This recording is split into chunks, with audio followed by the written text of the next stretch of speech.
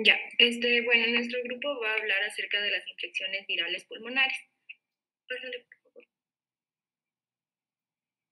Ya, tenemos que las infecciones respiratorias virales son las infecciones virales más comunes en el ser humano. Estas van a seguir generalmente un curso benigno, aún así son la principal causa de incapacidad laboral. Las infecciones respiratorias virales van a manifestar varios signos, pero esto va a depender de la manifestación de la infección respiratoria viral, que puede ser tanto en la vía respiratoria superior como en la vía respiratoria inferior. En el caso que afecte la vía respiratoria superior, esta se puede manifestar como una gripe común, faringoamigdalitis o una laringitis. Y si es que afecta a la vía respiratoria inferior, en cambio se puede manifestar como una bronquitis, bronquiolitis, neumonía, derrame pleural, lesión alveolar difusa y el síndrome de insuficiencia respiratoria aguda o síndrome de distrés respiratorio agudo.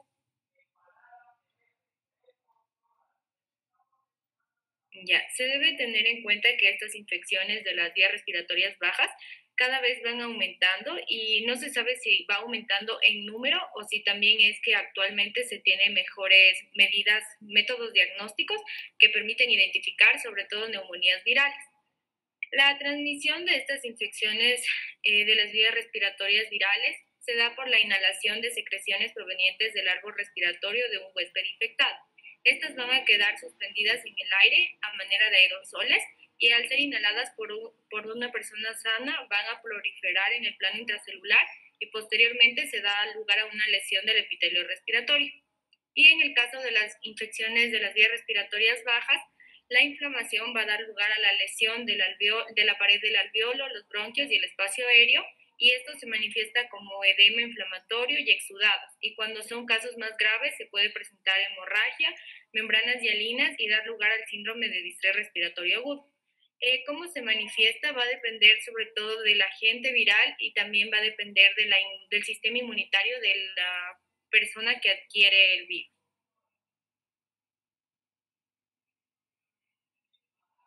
Tenemos aquí las principales causas de las infecciones virales respiratorias. Tenemos que la principal causa va a ser el rinovirus. Este va a dar lugar al resfriado común en el adulto en un 50% de los casos y se caracteriza porque también en las personas que tienen ya lesiones previas va a afectar también el rinovirus. En cambio, un estudio demostró que en los pacientes que tienen un trasplante pulmonar, la principal causa del resfriado común va a ser el picovirus en un 60.3% de casos. En el caso de la neumonía adquirida en la comunidad, la principal causa viral va a ser el virus de la influenza de tipo A, seguido por el virus de influenza tipo B, el virus de la parainfluenza, el virus sincitial respiratorio y el adenovirus. En el caso del virus de la influenza de tipo A, va a afectar sobre todo a pacientes mayores de 65 años y a aquellos que tienen comorbilidades. Esta va a ir aumentando cada 3 años y sobre todo se debe considerar que va a ser más frecuente en el invierno. En el caso de las neumonías adquiridas en la comunidad de origen viral, el 10% van a ser de un origen viral único, mientras que un 20% van a ser de un efecto de flora mixta, es decir, tienen un origen tanto viral como bacteriano. Y en este caso, las dos principales bacterias que se van a presentar son neumococos y clamidia pneumoniae.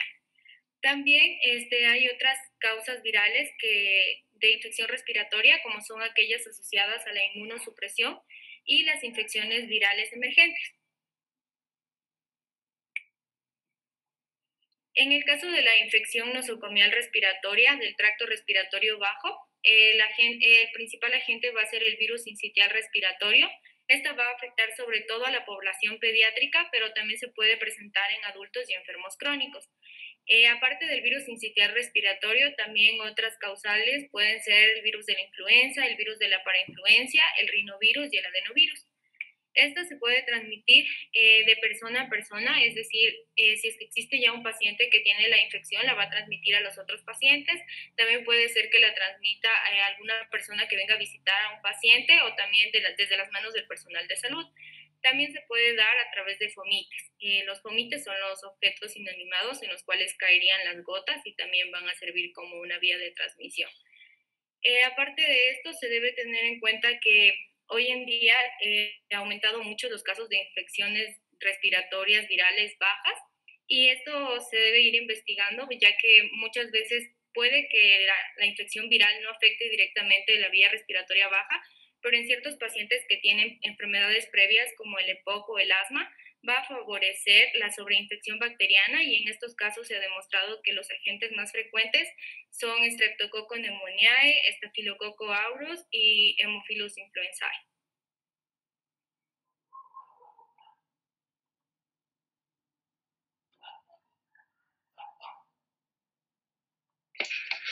Ya, bueno, en cuanto a la cantidad de pacientes que sufren estados de inmunodepresión, esta se caracteriza porque se ha incrementado en los últimos años debido a que ha habido un aumento en los pacientes trasplantados de órganos sólidos y hematológicos, además de pacientes que presentan enfermedades reumatológicas o oncológicas. Además, por ejemplo, en ciertos países en donde la infección por VIH no es tratada de forma sostenida y esto favorece aún más las infecciones virales del tracto respiratorio. Ya. En cuanto a las infecciones virales, estas se caracterizan porque están ligadas a una reacción inmunológica del huésped mediada por interferones. En 1957 se realizó diferentes experimentos en donde se observó que las células infectadas de modo experimental por un virus activaban una respuesta inmediata protectora en contra de la infección simultánea por otro virus. A este factor de interferencia se lo denominó interferón y en cuanto a su funcionalidad se divide en tipo 1, el cual tiene los subtipos alfa y beta y se caracterizan porque tienen un mejor efecto en la resistencia a los virus. Y el tipo 2, los cuales lo secretan los linfocitos y las células citolíticas. Más adelante se descubrió que la acción de los interferones tenía efectos, aparte en una gran parte del sistema inmunitario y además en otras patologías, como mencioné, en infecciones virales o, por ejemplo, las neoplasias. Ya. Ahora, en cuanto a la neumonía viral, nos mencionaba que la presentación clínica de una neumonía viral no difería mucho de una neumonía bacteriana. Sin embargo, la neumonía viral se caracterizaba porque tenía una mayor capacidad para diseminarse a otras personas. Por lo tanto, los antecedentes de personas infectadas que comparten un mismo entorno sugeriría una infección viral. Además, otros antecedentes, por ejemplo, de susceptibilidad inmunológica nos indicaría, nos llevaría más a un diagnóstico por neumonía viral, como por ejemplo en la edad o por ejemplo tratamiento inmunosupresor. Ya. En cuanto a los estudios radiográficos, se pueden reconocer signos de consolidación, al igual que la neumonía bacteriana. También se caracterizaba porque la consolidación iba a tener una distribución multisegmentaria. Sin embargo, esto no se daba en todos los casos, ya que debido a que es un microorganismo intracelular, se podía no manifestar como una ocupación del espacio aéreo, sino podría demostrar otros datos, como por ejemplo el patrón en vidrio esmerilado, nódulos centrolobolillares, el signo del árbol en yema. Los principales virus que iban a producir este patrón eran, por ejemplo, la Legionella pneumófila, Mycoplasma pneumoniae y Chlamydia pneumoniae, en donde se mencionaban que son microorganismos causantes de neumonía típica con ausencia de consolidación.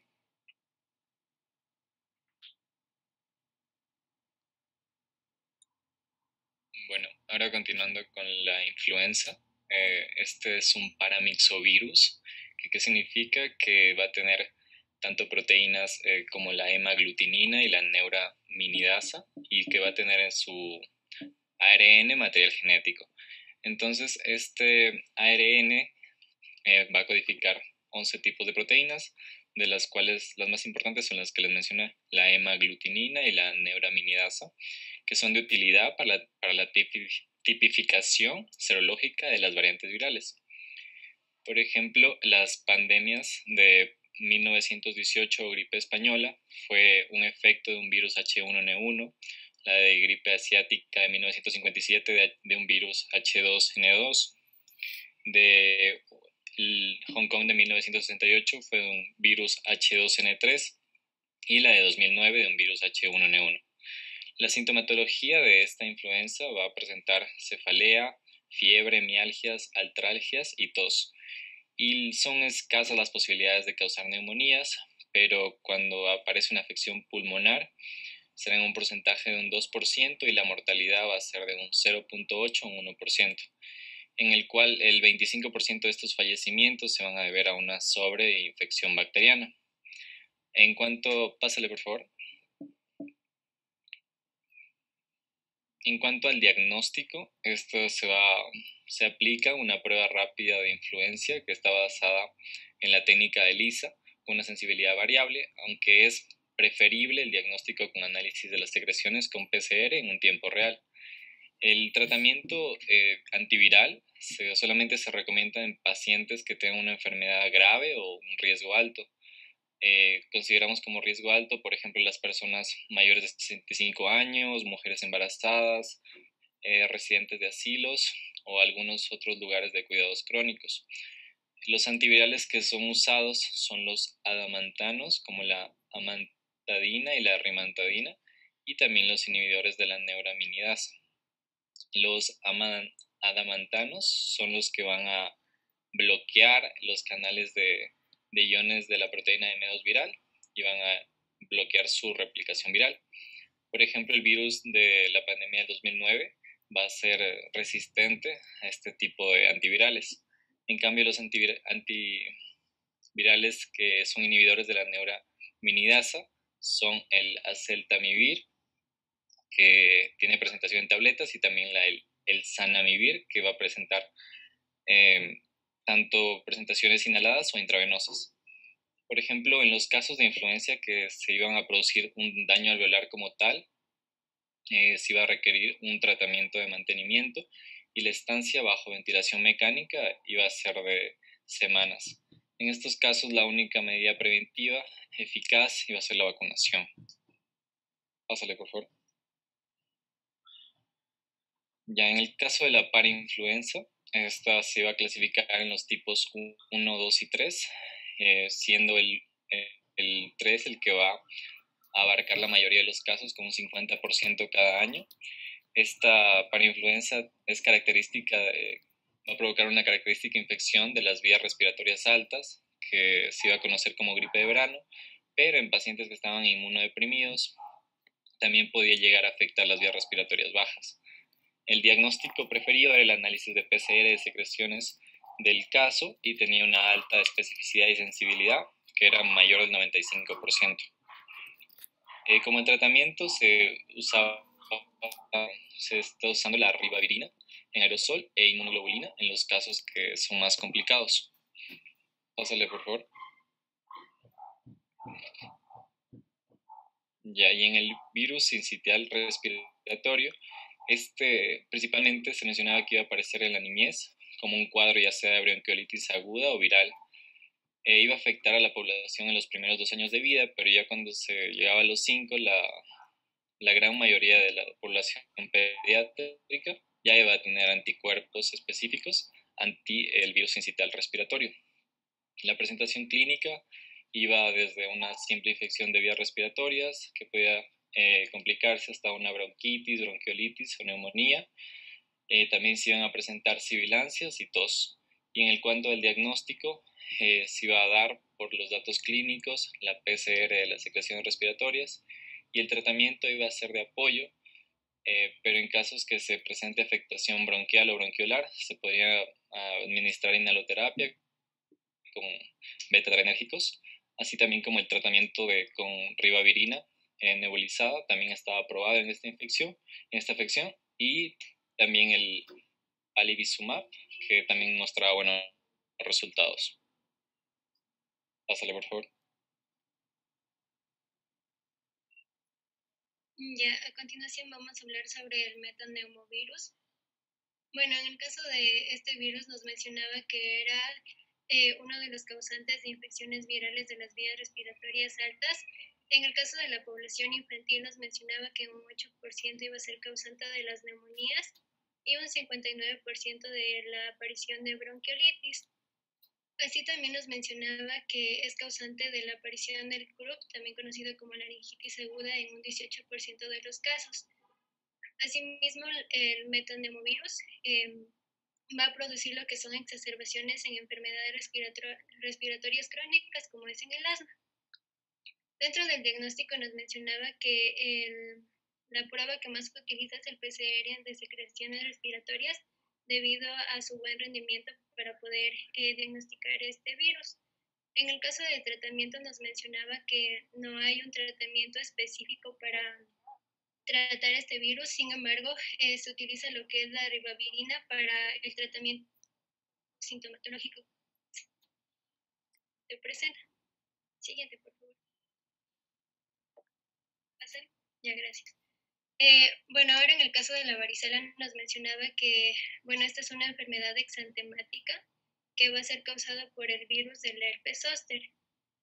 Nos mencionaba que era más frecuente en el caso de los niños, sin embargo, las estadísticas de la aparición de la varicela ha disminuido debido a que ya existe la inmunización, pues como ya sabemos.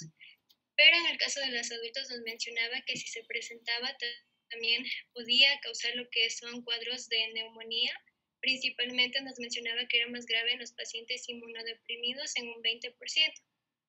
Sin embargo, no hay que descartar que también se pueden presentar en pacientes inmunocompetentes, incluso la mortalidad puede ser mayor en estos pacientes. También nos mencionaba que hay que tomar en cuenta las mujeres embarazadas debido a que también pueden desarrollar la presencia de neumonía.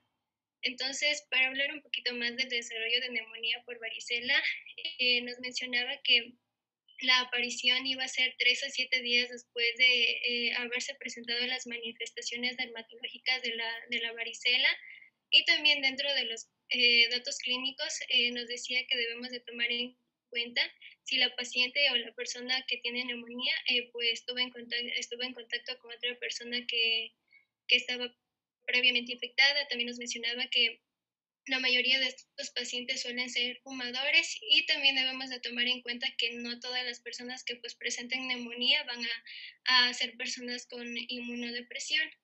En el caso de los síntomas, principalmente vamos a identificar lo que es la disnea, la tos, como también la hemoptosis.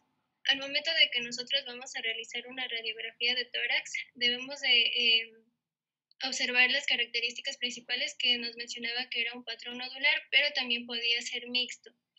Dentro del diagnóstico también nos mencionaba que se pueden realizar igualmente el análisis de PCR de secreciones respiratorias, como también la prueba de inmunofluorescencia directamente de las lesiones cutáneas que presenta el paciente. Y esto se debe que va a ser un estudio rápido y también útil. Dentro del tratamiento nos mencionaba que principalmente se iba a iniciar con la aplicación de la ciclovir por medio de la vía intravenosa, que pues va a producir una mejoría clínica en los pacientes.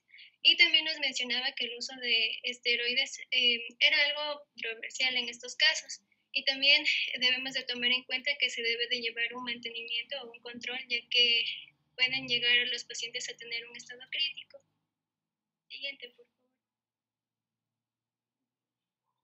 Ya, en el caso del citomegalovirus, nos mencionaba que principalmente van a afectar a los sujetos que están inmunodeprimidos, pacientes que presenten neoplasias hematológicas, como también pacientes sometidos a trasplante y las personas que presentan SIDA.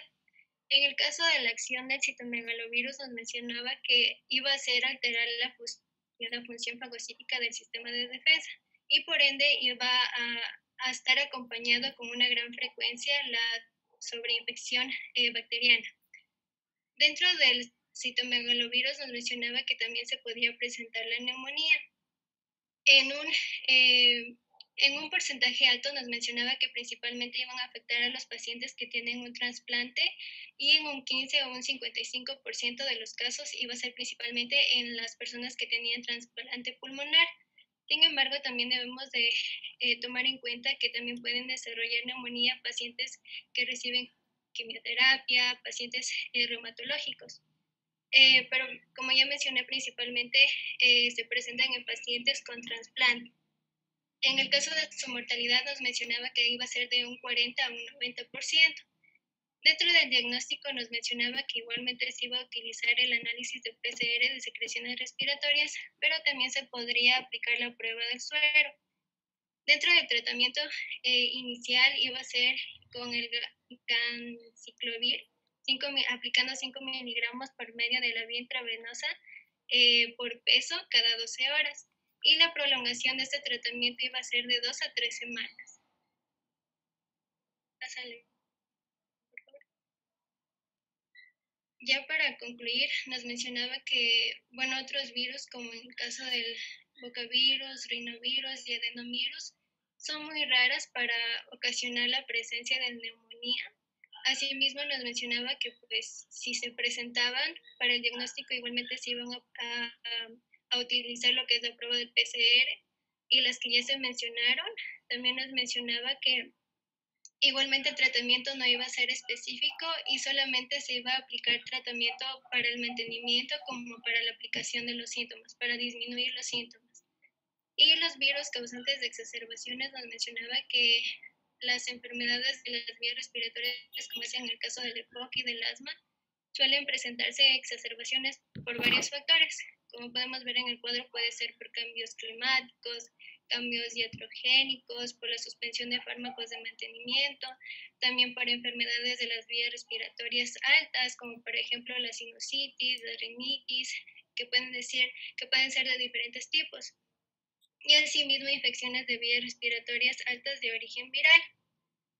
Bueno, aquí también nos daban un porcentaje que era del 19 hasta el 56% de los casos iban a participar en infecciones de las vías respiratorias altas en el caso del EPOC, y en el caso del asma iban a participar entre un 80 a un 86% pues de aparición de estas exacerbaciones.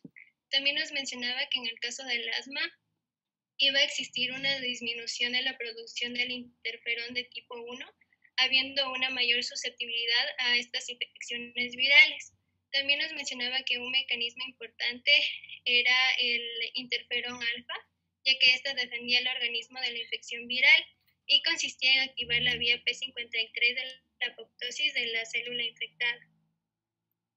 Pásale, por favor. Ya, continuando con la exposición, vamos a hablar sobre lo que son los coronavirus. Algunos virus del género coronavirus se sabe que contribuyen a la aparición de enfermedades de vías respiratorias. Muchos de estos coronavirus afectan a animales. Sin embargo, en el siglo pasado se supo que solamente 2 cepas representativas de coronavirus de humanos ocasionaban enfermedad, como son el 22.9E y el OC43. A pasar los años se dio un brote de infección que fue ocasionado por un coronavirus llamado SARS-CoV, con lo que se descubrió que las partículas propias de los animales tenían la capacidad de cruzar de otras especies y causar efectos devastadores en lo que son los humanos. El SARS-CoV ocasionó un cuadro generalizado que tuvo como vía de entrada las vías respiratorias. Y este virus llega a formar o a causar lo que es una neumonía viral. La diferencia con las otras neumonías es que este virus SARS no da síntomas en lo que son las vías respiratorias altas, pero sin embargo se ha presentado a muchos pacientes con tos y disnea. Lo que más bien nos hablaba de las manifestaciones inespecíficas que se dan en un cuadro inicial son las fiebres, las mialgias, un malestar generalizado y escalofríos. Sin embargo, también puede haber la presencia de diarrea acuosa. Ya.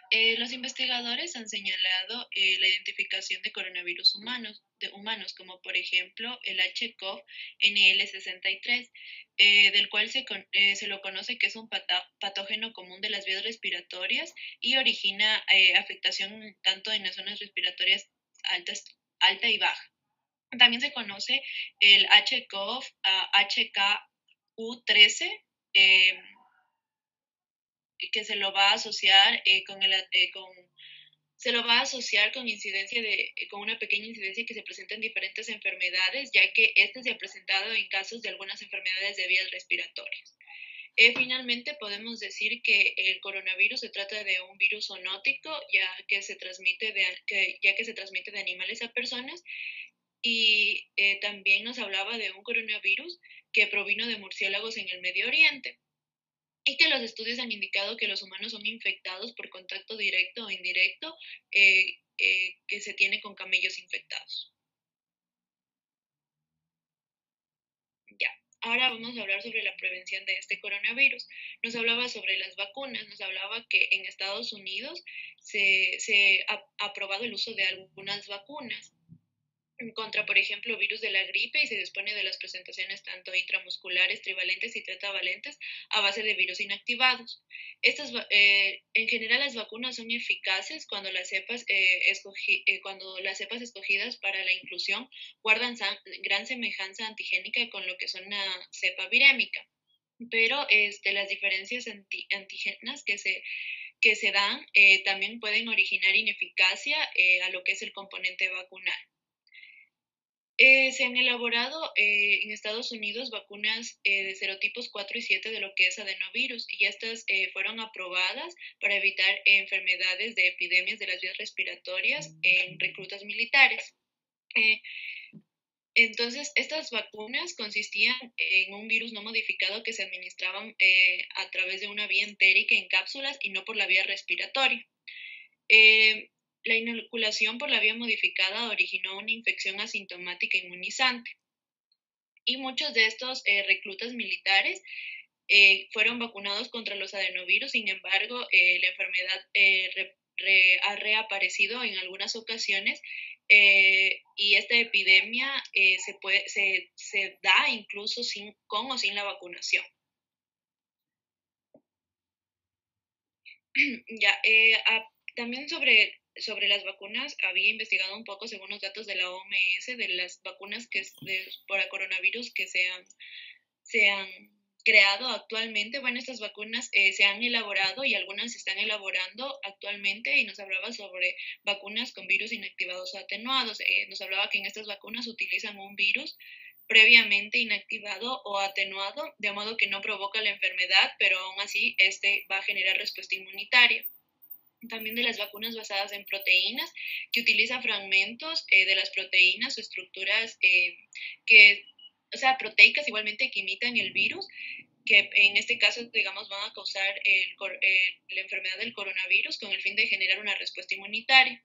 También vacunas con vectores víricos que van a utilizar el virus genéticamente modificado que no causa la enfermedad, pero crea proteínas que van a inducir una respuesta igualmente inmunitaria, y las vacunas con ARN y ADN que son igualmente genéticamente modificados, que van a desencadenar por sí sola una parte o una proteína para que ésta genere una respuesta inmunitaria contra la enfermedad del coronavirus, la enfermedad respiratoria del coronavirus. Ya, y nos hablaba también sobre la protección pasiva con inmunoterapia. Aquí nos hablaba del palizumab y nos hablaba que este es un anticuerpo de inmunoglobulina G monoclonal humanizado que se inhibe específicamente en el epítodo o en la parte de la macromolécula que va a ser el sitio del antígeno A de la glucoproteína F, y esto va a ser muy estable en todos los serotipos de este virus, incluso del virus respiratorio sincitial.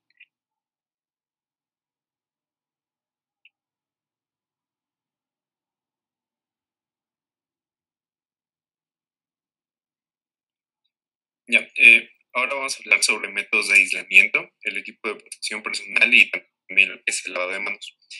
Bueno, en sí muchos de los virus de vía respiratoria se propagan por contacto directo, es decir, una superficie corporal a otra y la transferencia física de microorganismos de una persona susceptible y otra infectada, en este caso.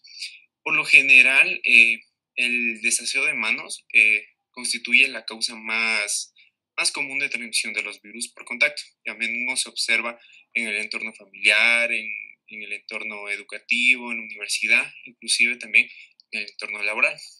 De tal forma que la transmisión entre el personal asistencial y los pacientes también ocurre si hay un poco si hay un poco cumplimiento en este caso sobre las técnicas de lavado de manos, por ejemplo.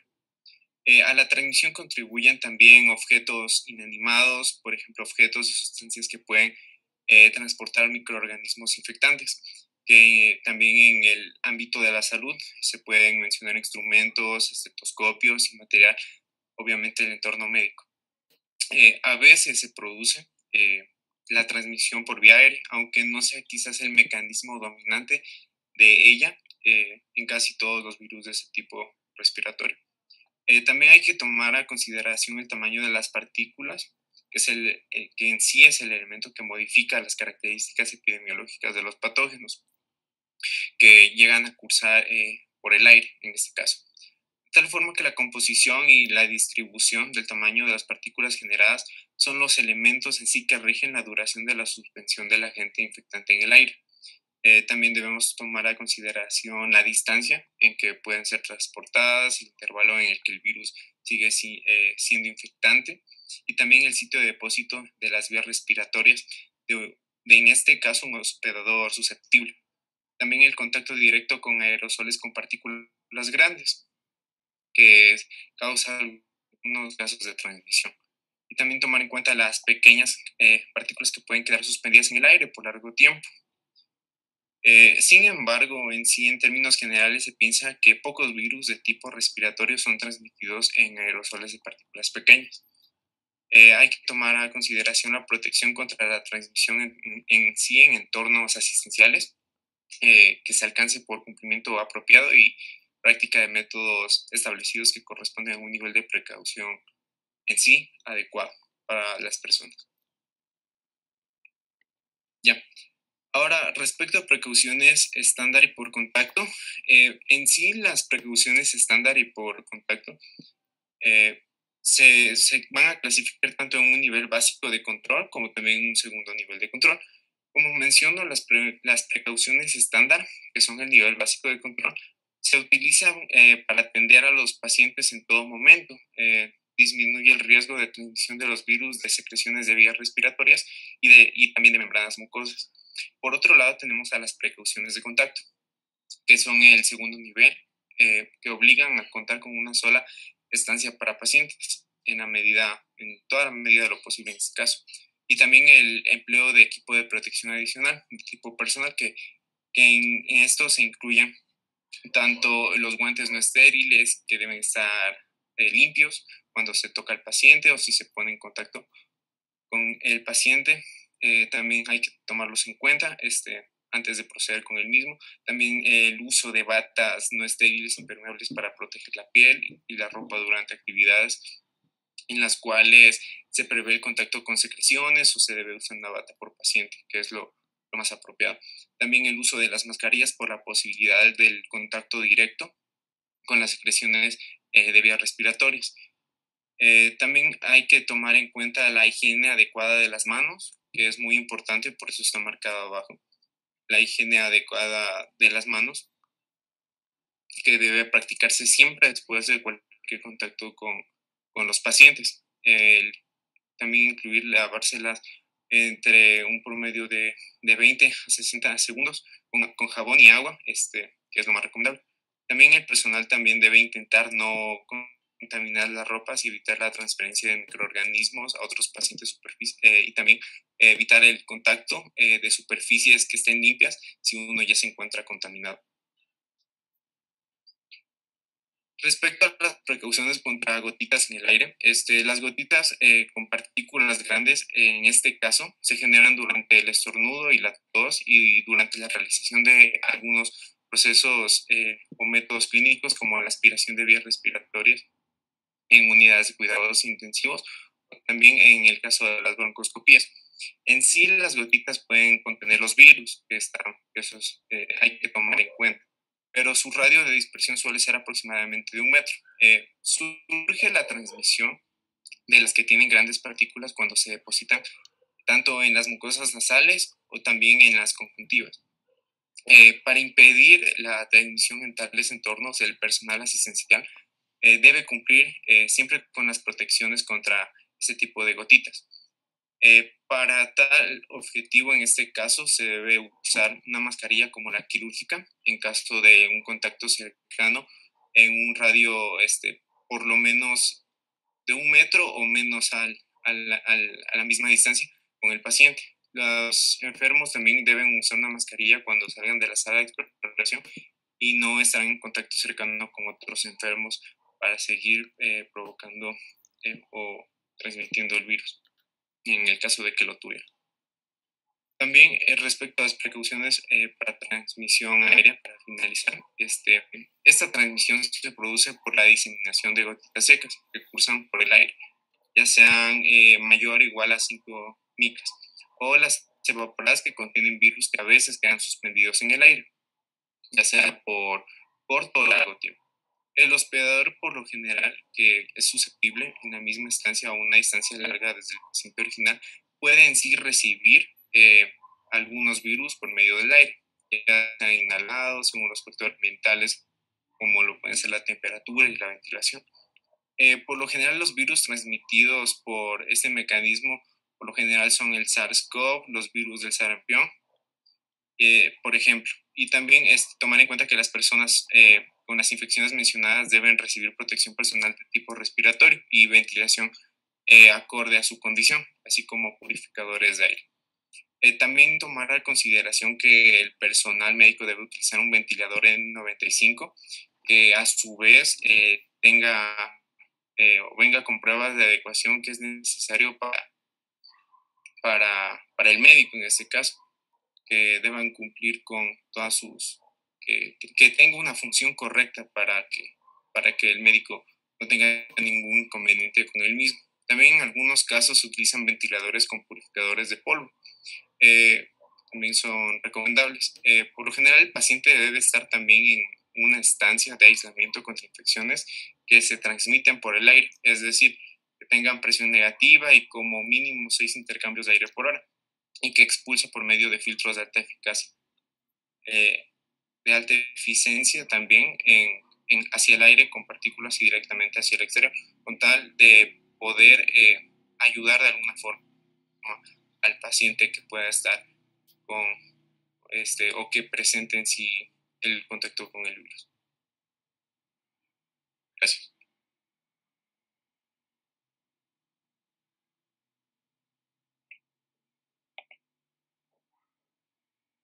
Ok, bueno, entonces tenemos, como vieron allí, una cantidad de virus que pueden producir neumonías, que no todos requieren tratamiento antiviral específico, sino que va a depender un poco de las condiciones previas del paciente, como también pues de la capacidad inmunogénica de los virus que vayan apareciendo también, ¿no? Vemos que hubo ya epidemias por otros patógenos coronavirus también, como el SARS, que es el que se conoce como el 1, y luego fue el MERS, que es otro coronavirus, pero ese era del Medio Oriente. El primer SARS también fue en Asia, y a raíz de esos coronavirus es que se comenzaron o se intensificó, mejor dicho, la investigación con respecto a la producción de vacunas del tipo RNA que han dado tanta, digamos, revuelo, han causado revuelo en la comunidad, vamos a decir, antivacuna, o incluso en la no,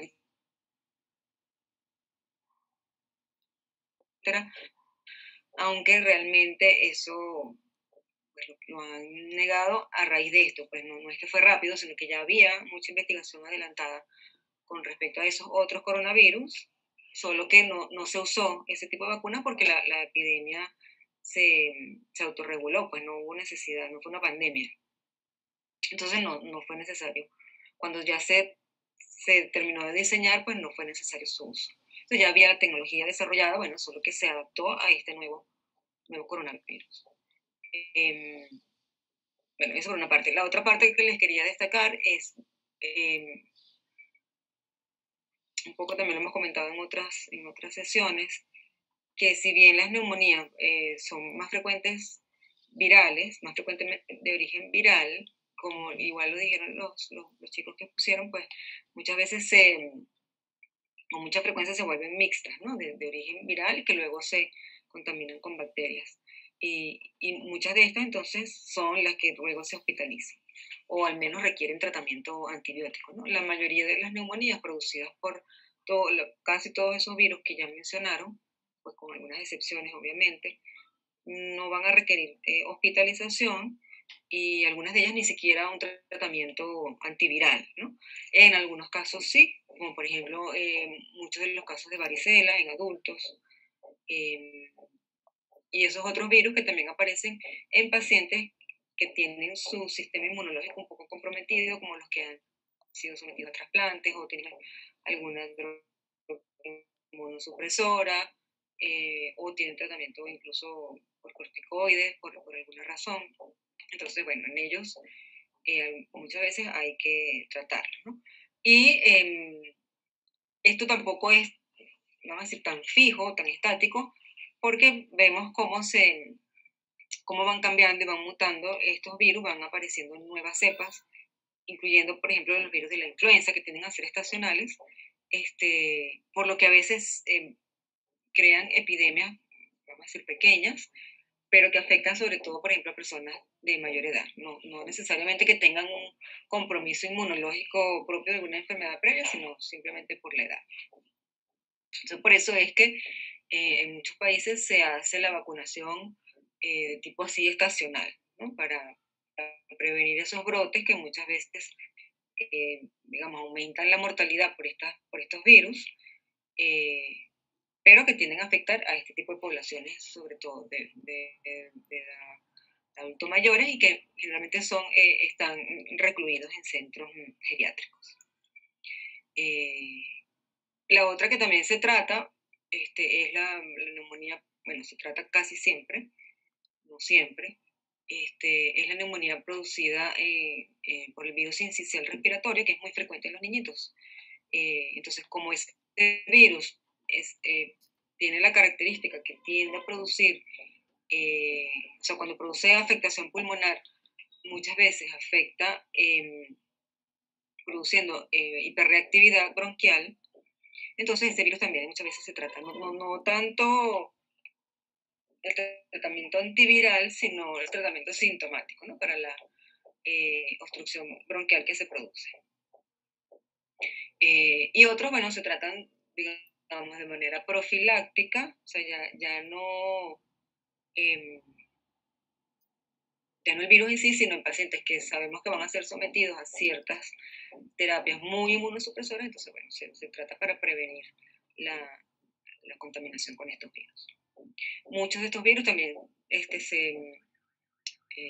se presentan a veces simultáneamente o a veces no simultáneo, pero digamos, producen infecciones cercanas a procesos micóticos también, debido a que también los hongos tienden a ser más exacerbados o más frecuentes en pacientes también con compromiso inmunitario.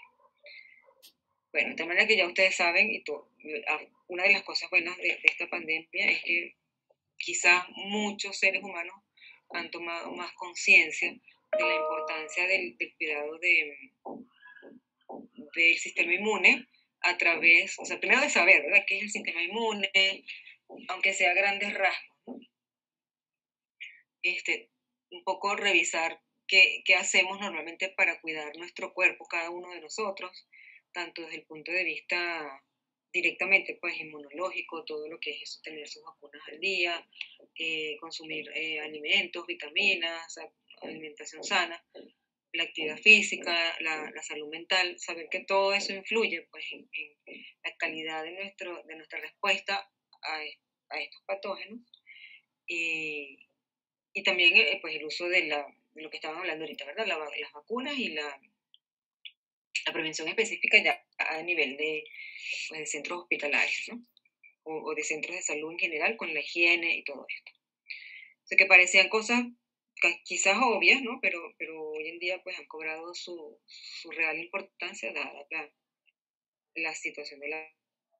Entonces, vamos a hacer dos cosas. Primero les voy a compartir unas fotos de unas diapositivas que son un poco la actualización hasta las finales del 2020, pero para mostrarles algunos aspectos que tienen que ver con la importancia de entender igual los artículos científicos de una manera un poquito más profunda, digámoslo así, ¿no? Bueno, entonces estas son diapositivas de una presentación que es inmunólogo en España, no recuerdo qué universidad de Barcelona, que, bueno, ellos a cada cierto tiempo pues sacan como una actualización de COVID, ¿no? Entonces, entre las que les quería mostrar son estas tres. Entonces, bueno, ¿quién de ustedes lee un poquito para que me lea lo que dice acá? ¿Quién quiere verificar un poquito?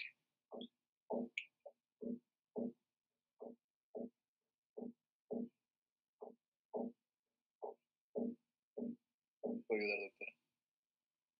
¿En qué parte? Esta parte. Ya.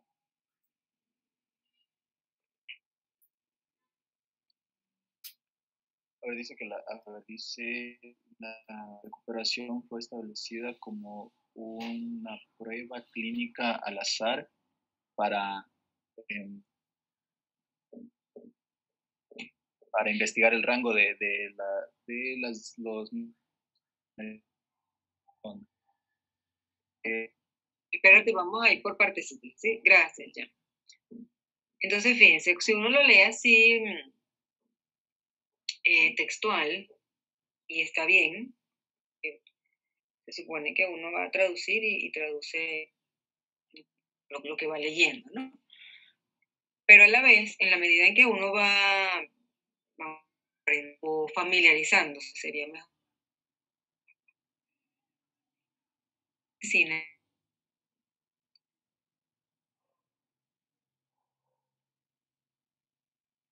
Médica o científica que no le da significado correcto. Entonces de ahí, por eso es que yo les insisto mucho en eso, en leer artículos, porque era muchísimas cosas, ¿verdad? Y quizás muchas de las cosas ya se les ha olvidado, pero a la vez también no están igual que como empezaron.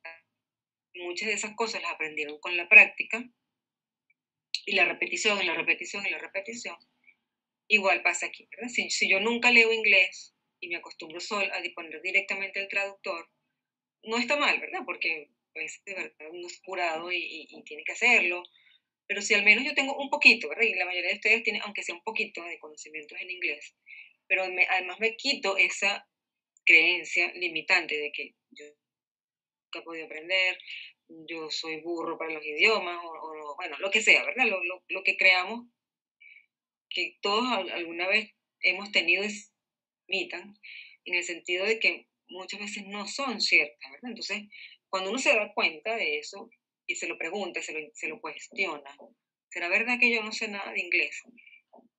Claro, siento, ¿no? Porque puede ser que sea verdad, pero a veces cuando uno, digamos, pule esa pregunta, dice, nada, yo no sé nada, no, ¿verdad? Porque algo sé. Entonces, ¿cómo puedo mejorarlo? Quiero mejorar.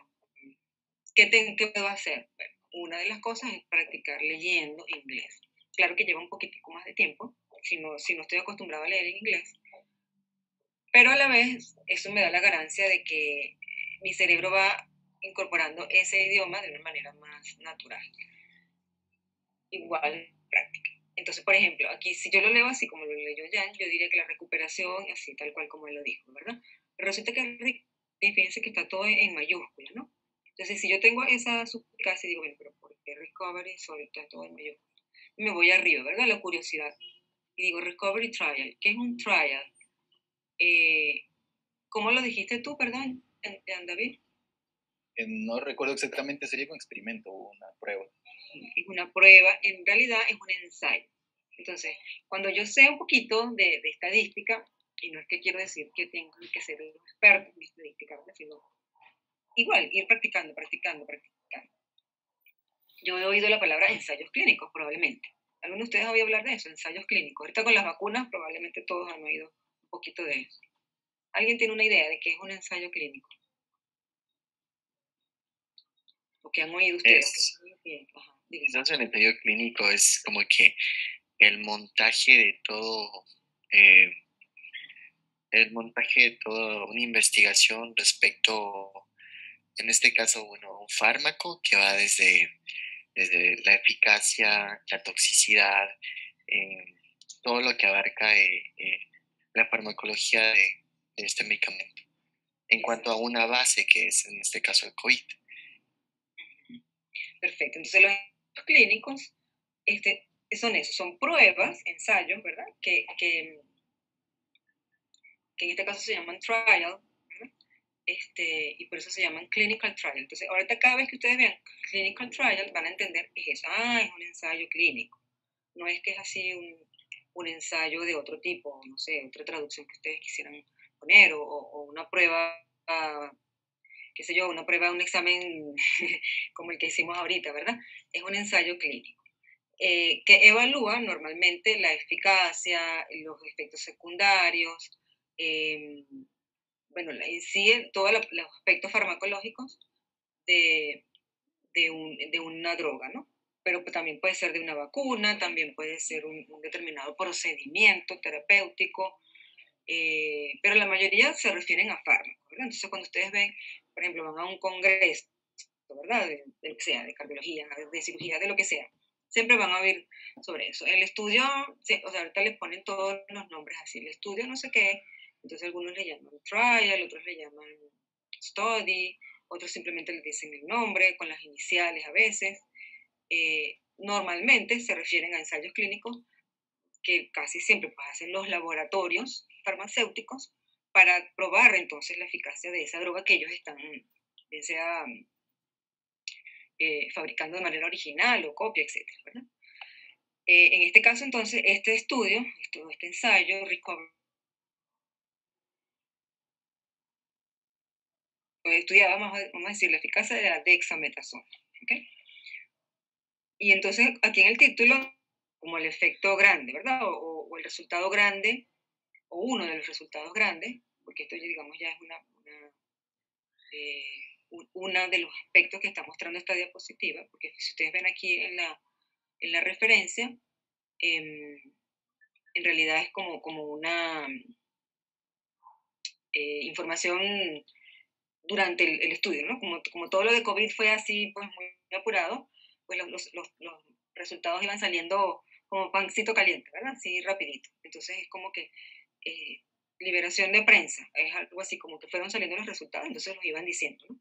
Para que pudieran ser utilizados o no, retirarlos o sí usarlos, bueno, o en quién era mejor el resultado, etc. Entonces, por ejemplo, este estudio, uno de los resultados importantes es que bajas dosis de dexametasona reducían la mortalidad o las muertes. ¿Okay? Entonces, si ya yo sé eso, cuando yo vuelvo a leer clinical trial, ya yo sé que es un ensayo clínico y que normalmente se refiere a drogas, vacunas, o sea, testeo de alguna intervención, sea farmacológica o no farmacológica, pero casi siempre son farmacológicas. Pero fíjense que además tiene otra palabrita previa, randomized. ¿Qué quiere decir randomized? Es algo, o sea, como mismo en español uno lo traduce a veces randomizado, pero que sería al azar. Ajá, randomizado quiere decir al azar, ¿verdad? Que son los que a la vez tienen mayor validez, ¿sí? A nivel científico, porque quita mucho sesgo, ¿verdad? Entonces, si yo hago al azar este ensayo clínico, tiene mayor validez. Entonces hay unos que son, además le agregan pues la categoría de doble ciego, o sea que ni el investigador ni el paciente saben si le están dando placebo o le están dando la droga, o a veces no comparan con placebo, sino que comparan, por ejemplo, con el tratamiento estándar, porque éticamente no sería, vamos a decir, sí, validado desde el punto de vista ético, por ejemplo, no darle tratamiento a un paciente para poder compararlo con otro, ¿no? Porque pues, estamos haciéndole daño al paciente. Entonces, desde el punto de vista ético, también hay varios factores allí involucrados. Entonces, ya conocen este término, ¿verdad? Ya entonces se les va a hacer más familiar cuando lo lean igual en un artículo. Ya no van a ver simplemente como randomizado, clínico, ensayo o prueba, sino, es un ensayo clínico controlado, ya yo sé que entonces es un estudio probablemente de un fármaco. Entonces veo aquí, leo cuál fármaco, dexametasona. Perfecto. ¿Y cómo se llamaba el estudio? Recovery Trial. Ese era el nombre del estudio. Entonces, este estudio fue establecido como un ensayo clínico controlado, randomizado, o sea, aleatorizado, para probar el rango de potenciales drogas para COVID-19, incluyendo dexametasona. O sea que además incluía otras drogas, ¿no? Porque aquí dice incluyendo dexametasona. Ok, vamos con la segunda oración. ¿Quién quiere ayudar en la traducción?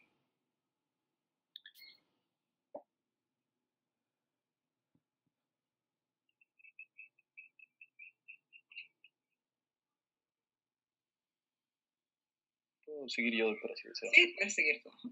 Ya. El ensayo procedió a una velocidad sin precedentes, registrando más de 11.000 pacientes de 175 hospitales del Sistema Nacional de Salud del Reino Unido. Exacto. Bueno, ahí sí ya está bien. ¿Sigue? Ya. El Comité Independiente de Monitoreo de Información o de Datos ha revisado la información emergente sobre alrededor de cada 2 semanas para determinar si hay evidencia de que podría ser lo suficientemente fuerte como para afectar el tratamiento de COVID-19 a nivel nacional o global. Perfecto, muy bien, sigue. Ya, dexametasona, 6 miligramos.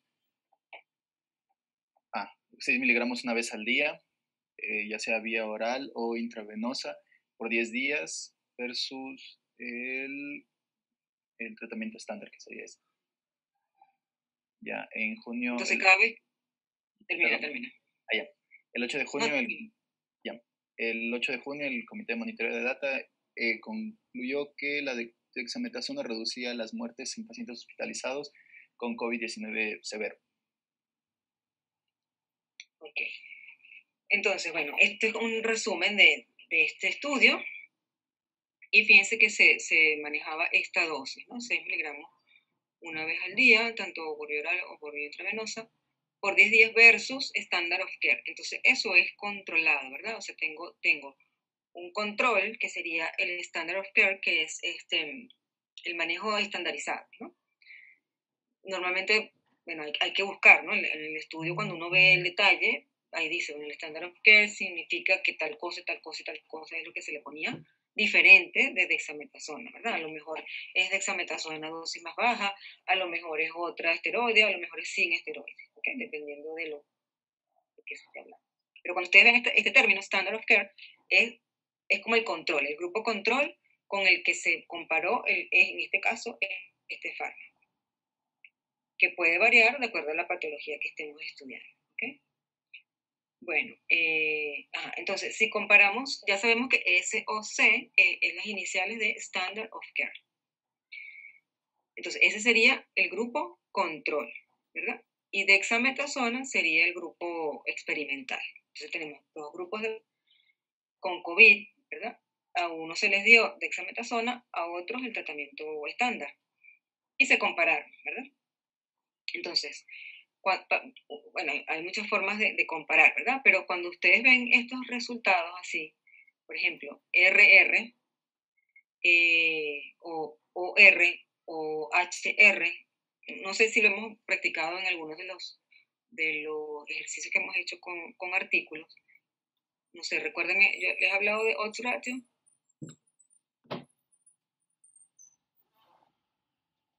Solo les he hablado de H cuadrado o correlación. Recuérdenme un poquito. ¿Quién recuerda? ¿O no le suena esa palabra? No, doctora.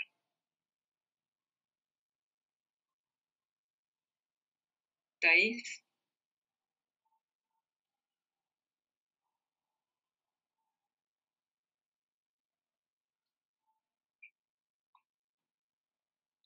José Mendoza.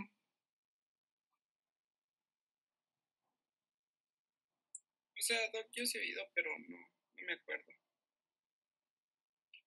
¿Quién habló? José. Ok. Doc, ¿me escucha ahí? Ajá, ¿quién está hablando?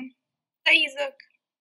Ajá, Thais, ¿tú recuerdas si les he hablado de odds ratio, de riesgo relativo, o han escuchado alguna vez esos términos? único que recordamos, bueno, lo que yo recuerdo es sobre el chi cuadrado y sobre la cuestión de la hipótesis, pero los que están nombrando ahora no me parece que los han nombrado en esta clase. Pero el chi cuadrado sí. Ok. Entonces, cuando nosotros queremos ver, por ejemplo, pues el efecto de la comparación de una droga, por ejemplo, podemos utilizar en estudios de casos y controles el odds radio, que a su vez tiene como, o sea, es como el riesgo de que una persona sufra tal consecuencia en relación, o sea, teniendo ese factor de riesgo, en relación a una persona que no tenga el factor de riesgo. Por ejemplo, el que fume o no, se comparan ambos grupos y se ve, por ejemplo, con los radios, si las personas van a tener cáncer de pulmón o no. Entonces se comparan los que sí han tenido con los que no han tenido, entre los que fuman y los que no fuman, y se hace una tablita de 2x2, y ahí se calcula los radios. Pero a su vez podemos hacerlo con RR, entonces el otro radio es OR. Otros estudios calculan el riesgo relativo, cuando por ejemplo son estudios de cohorte, o sea, de seguimiento. ¿Okay? Y otros calculan el hazard radio, que es el HR, casi siempre cuando son estudios también de seguimiento, pero muchas veces relacionados con incidencia de alguna enfermedad o con supervivencia. Okay. Entonces, en este caso, ellos, bueno, lo evaluaron con el riesgo relativo. Y siempre esos términos, riesgo relativo, también hay una cuando son estudios, por ejemplo, de prevalencia, que son estudios transversales, o sea, se estudian la población en un momento, no se siguen, sino en un determinado periodo de tiempo. Ahí está la razón de prevalencia. Entonces, es lo mismo, solo que dependiendo del tipo de estudio y un poquito de lo que queremos saber, bueno, se calcula uno de ellos, o los radios, o R, hazard radio, etc. En este caso, el riesgo relativo. Siempre se acompañan del intervalo de confianza. Si ese intervalo de confianza atraviesa el 1, es decir, el intervalo de confianza es normalmente en el 95% del intervalo de confianza. Si ese intervalo de confianza es el rango de valores entre los que están mis pacientes, ¿no? Entonces, si aquí fueron 11.000 pacientes, esos 11.000 pacientes, su valor estuvo entre 0,74 y 0,92. Y 0,83 es como el promedio, vamos a decirlo así. ¿Okay? Entonces, si este valor del intervalo de confianza atraviesa el 1, como por ejemplo en este, ¿okay? Que va desde 0,86, si yo pongo el 0 en un extremo y el 10 o el infinito en el otro extremo, el momento en que atraviesa el 1, ya lo vamos a ver en la siguiente diapositiva de forma gráfica, ya ahí quiere decir que hay pacientes que estuvieron en el rango de factor protector y otros que estuvieron en el rango de factor de riesgo. Entonces ahí este intervalo me dice que el resultado no es estadísticamente significativo. Ya lo vamos a ver, y como les digo, gráficamente en el otro. Pero para que vayamos un poquito entendiendo la dinámica de muchos estudios de investigación con respecto a drogas, ¿no? O a fármacos. Entonces, ensayo recovery, ya sabemos que se refiere, no que es un ensayo de recuperación, es un ensayo que se llama, ese es su nombre, es recovery. Bueno, número de pacientes, entonces fíjense, hay 2.104 para dexametasona y 4.321 para el standard of care. ¿Qué midieron? Mortalidad al día 28. Si estaban sometidos a ventilación mecánica o si estaban sometidos solo a suplemento de oxígeno o no ninguna intervención respiratoria.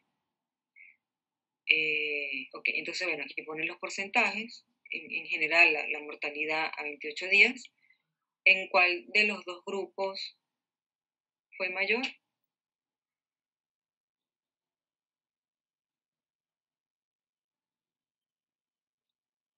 En el de estándar.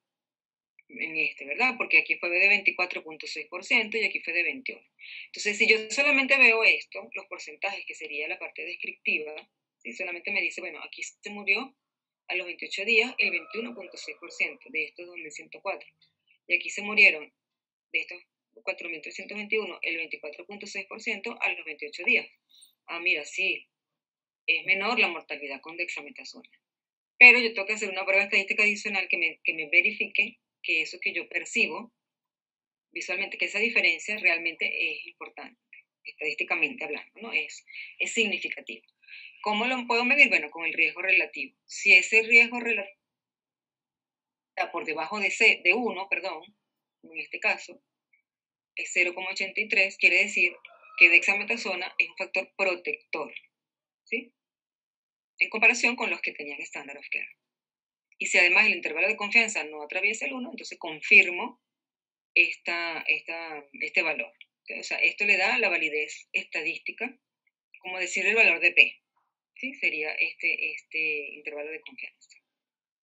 Entonces, efectivamente, redujo la mortalidad a 28 días, la dexametasona, en comparación con el standard of care a esta dosis. ¿Okay?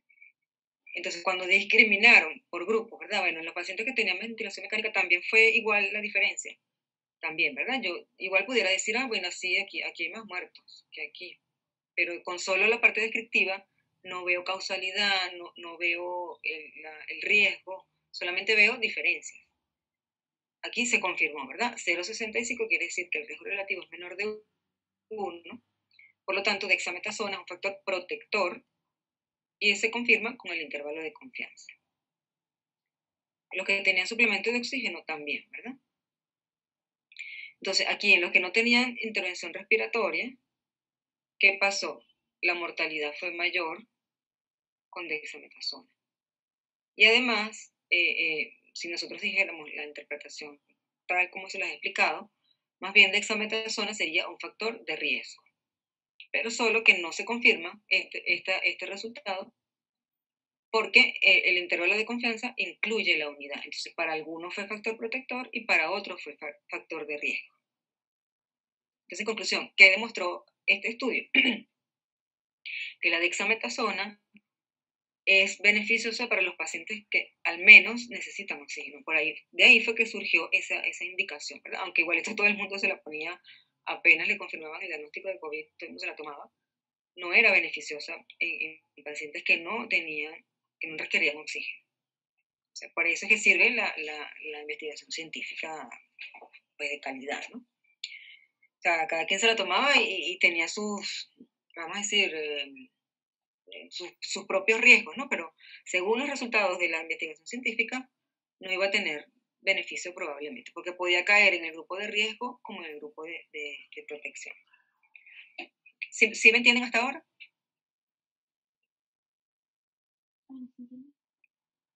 Sí, doctor. Ok, entonces vamos a ver la siguiente.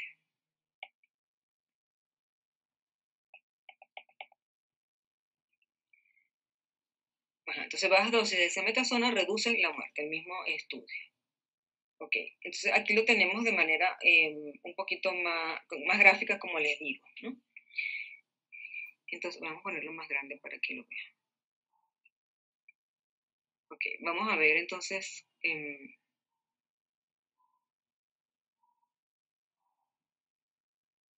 Gabriela.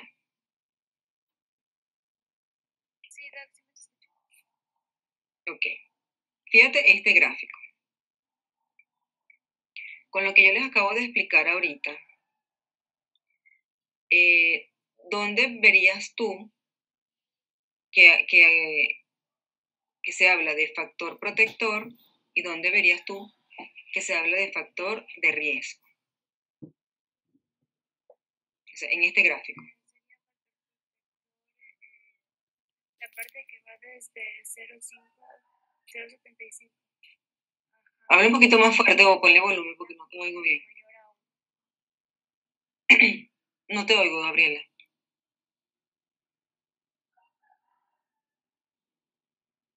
Sí, ahí tal vez me escucha.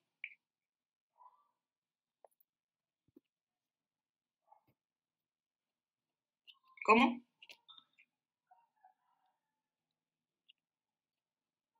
¿Ahí me he escuchado? No te oigo nada.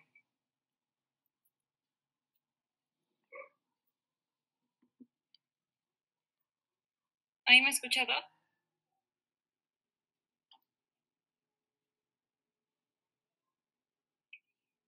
Ana Camila.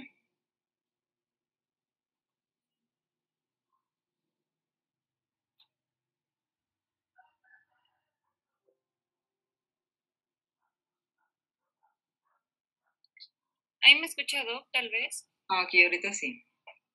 Ya. Le mencionaba que la parte de riesgo sería la parte que está señalada aquí en rosado, que es mayor a 1. Ajá. ¿Y la de protección?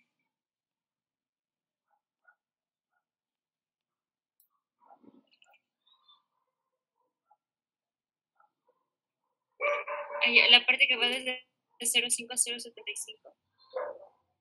Entonces, todo lo que sea, lo que les explicaba antes, todo lo que sea menor a 1, cuando hablamos de riesgo relativo, de OR, de HR, RP, todo lo que sea menor a 1 significa que es factor protector. ¿Okay? Y todo lo que sea mayor a 1 significa que es factor de riesgo. Entonces, en este caso, cuando no recibían oxígeno, lo que dijimos, ¿verdad?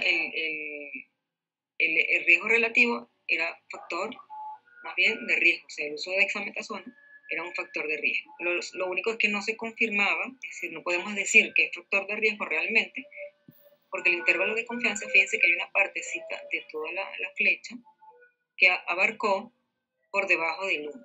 Entonces, a esto se refiere el intervalo de confianza. Este punto que está acá viene a ser el riesgo relativo, este valor, ¿verdad? 1,22. ¿Ok?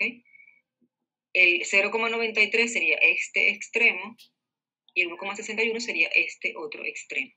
Entonces aquí vemos que hay pacientes que, para los cuales este grupito que cayó aquí por debajo del 1, para ellos fue un factor protector, pero para esto fue factor de riesgo. Entonces cuando da así, que atraviesa el 1, si esta es la unidad, atraviesa el 1, yo no puedo decir que sea realmente un factor de riesgo, porque para uno es protector y para otro es de riesgo. O lo puedo interpretar a partir del intervalo de confianza. Si vemos los otros valores, fíjense que todos están en la parte de protección, ¿okay? De factor protector. Entonces, la dexametasona fue factor protector para los pacientes solo con oxígeno, con ventilación mecánica invasiva. En forma general, para todos los participantes, también, ¿verdad? Fíjense que incluso muestran el valor de P menor a 0,001, que es un valor significativo. O sea que también esta prueba estadística también nos da un valor de P, pero el intervalo de confianza es más importante. Pero si yo discrimino por tipos de pacientes, vemos que quienes no se benefician de la dexametasona son los que no están recibiendo ni siquiera oxígeno, o sea, los que no requerían aún pues intervención con oxígeno. Entonces, esto sería un poco más para entender la parte, qué significa pues el riesgo relativo, los radios, hazard radio, etc. Porque la interpretación es la misma, solo que dependiendo de lo que estemos comparando, pues lo vamos a interpretar con ese efecto. Por ejemplo, si es una droga o si es una intervención de cualquier tipo, ¿verdad? Psicológica, etcétera, no farmacológica, o si es otro evento que estoy estudiando, o sea, si tuvieron más, qué sé yo, síndrome metabólico, lo que esté estudiando. Entonces, por eso va a variar la interpretación, pero en sí los valores se interpretan de la misma manera. Okay. Y la última, déjenme ver qué más tenía aquí. Doctora, disculpe. ¿Le podría repetir la parte? No lo entendí bonito lo que mencionaba de que, o sea, en las personas, los pacientes solo con oxígeno era factor protector. No. Fíjate que aquí se dividió en varios grupos, ¿verdad? Aquí, este sería el resultado global, ¿verdad? Todos los participantes.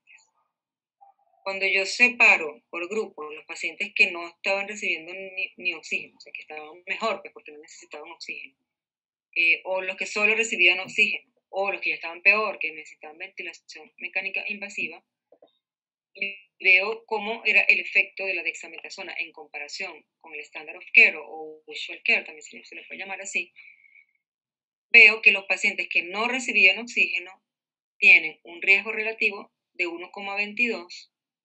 Por lo tanto, yo pudiera decir, si yo interpreto solo este valor, mira, es un factor de riesgo más bien, o sea que es imprudente dar dexametasona a un paciente que no esté recibiendo oxígeno porque más bien le aumenta el riesgo de muerte, ¿sí?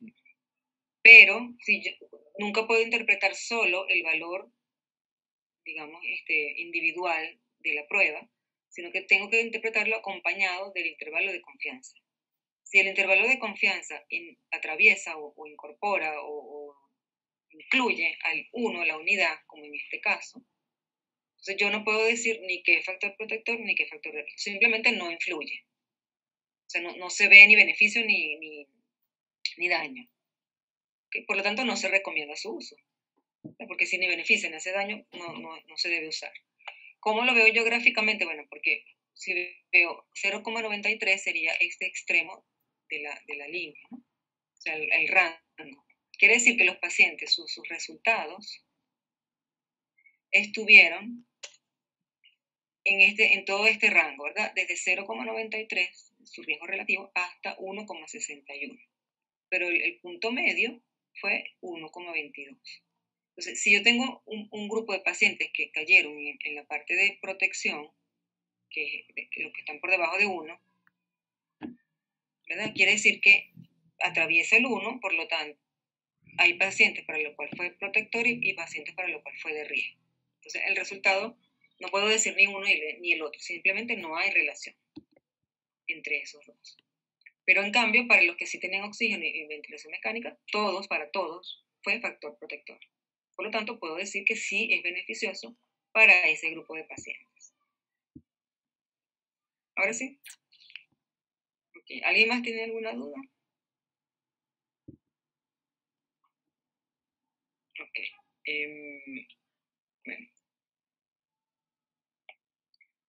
Bueno, estos eran como los resultados grandes.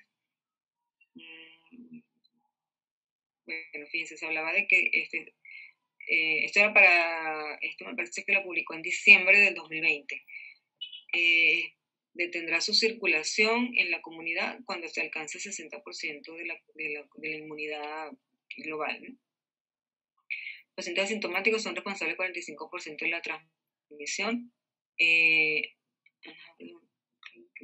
Ahí tiene su propio perfil inmunológico, virológico y clínico. El COVID-19 puede dejar secuelas a mediano y largo plazo que no están bien caracterizadas todavía, bueno, entonces se está viendo ahorita todavía. Remdesivir hasta ese momento era la única droga antiviral con eficacia demostrada contra la forma severa y moderada de COVID. Un curso, o sea, una indicación pues por 5 días, pudiera ser suficiente en la neumonía moderada. La dexametasona reduce mortalidad en la severa y la crítica, en la forma severa y crítica. Y la hidroxicloroquina, bueno, eso estaba en otras diapositivas, no previno, infección por SARS-CoV como estrategia de prevención. Bueno, eso para explicarles un poquito otra vez la importancia de ir familiarizándose con los términos científicos de los artículos y como les digo, eso se hace leyendo. Bueno, entonces la última parte con la que vamos a trabajar es del up-to-date. Déjenme ver si lo tengo aquí abierto.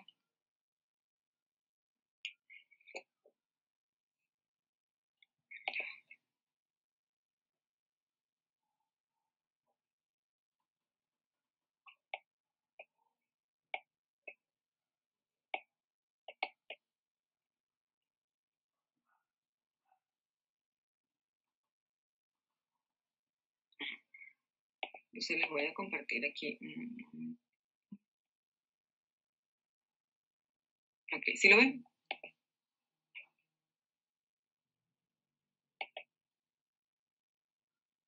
Sí, ¿Están bien? Sí, se va, doctor. Ok, bueno, entonces esto es del up-to-date, el manejo en pacientes hospitalizados. Entonces vamos a hacer un ejercicio corto, lo voy a dividir en 3 grupos.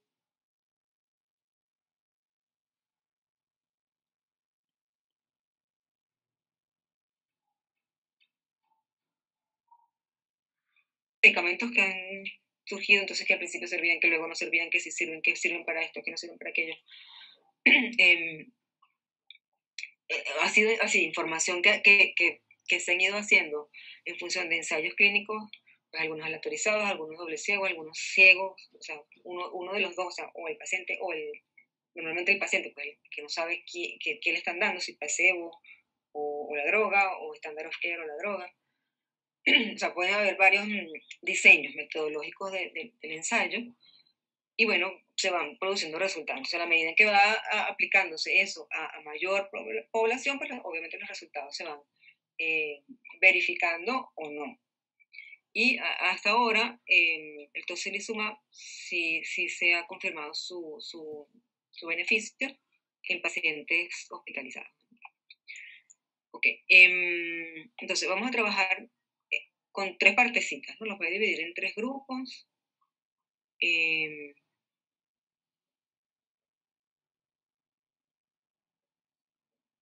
Entonces, uno solamente va a leer estas 2 partes. O sea, ustedes entran ahí en UpToDate y buscan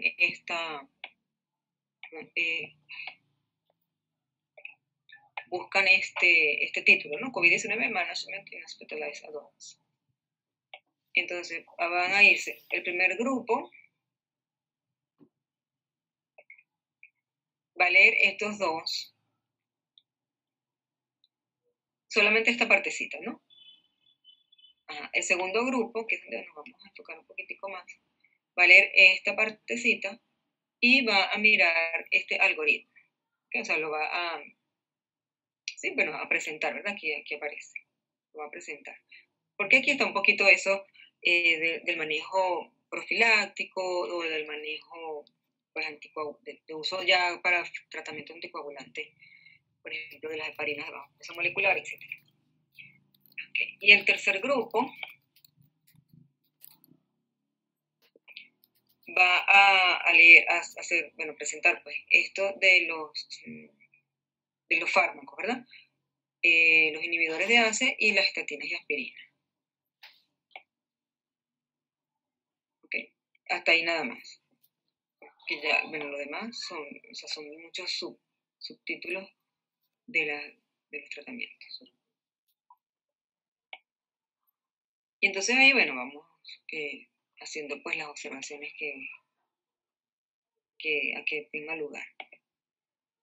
¿Okay? Entonces los divido en 3 grupos, cada uno va a leer ese pedacito, y luego entonces lo presentamos aquí en la sala general, y como les digo, nos vamos a enfocar entonces, pues, o sea, para yo explicarles otra vez un poquito esto de la anticoagulación, ¿ok? Entonces los voy a dividir en 3 y creo que tal vez 15 minutos estará bien.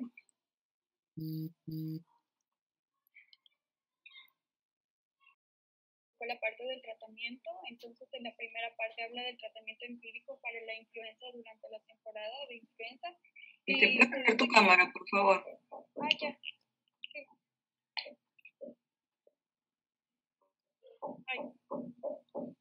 Okay. Ya, entonces dice que recomienda la terapia empírica para la influenza para pacientes hospitalizados, ya sea sospechoso o documentado en lugares donde circula el virus de la influenza.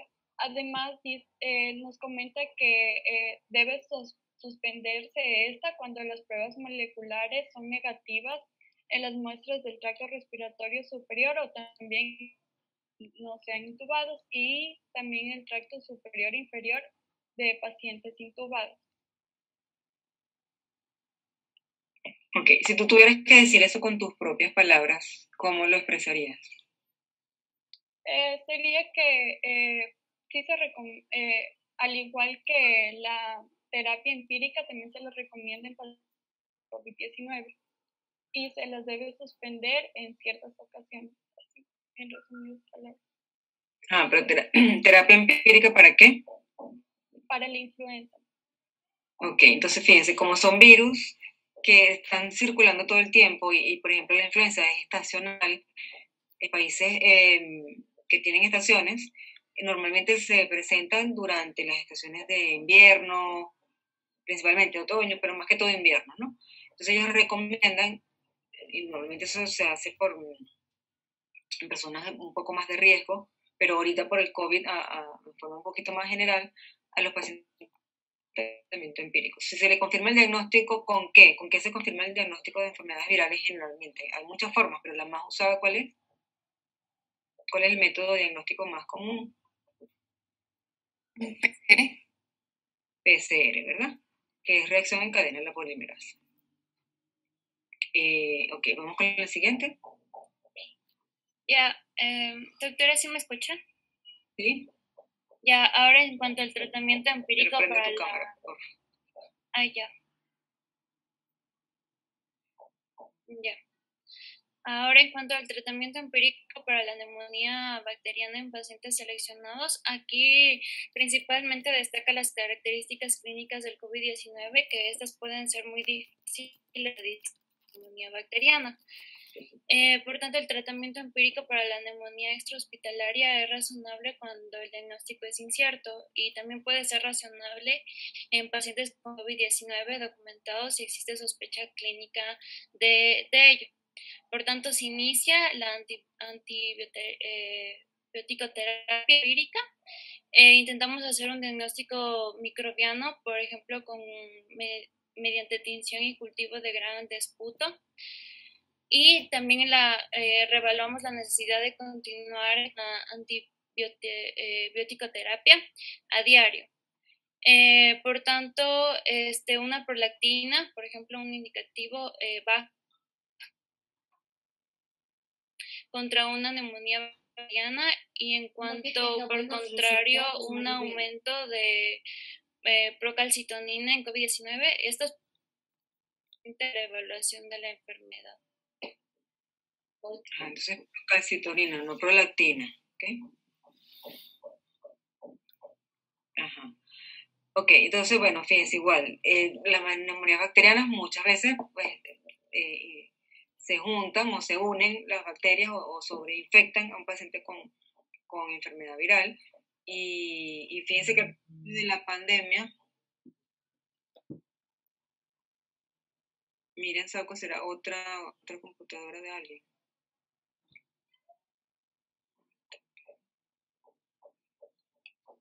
Ok.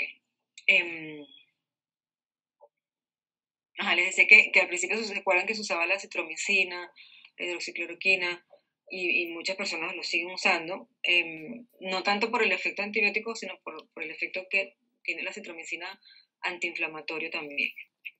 Pero otras veces, pues sí hay coinfección bacteriana, entonces, bueno, se utiliza el tratamiento empírico, pero en estos casos, el paciente hospitalizado normalmente se trata de detectar la bacteria en sí para confirmar si es estreptococo o es otro, y por ahí pues dirigir el tratamiento antimicrobiano. Ok, vamos con el otro grupo.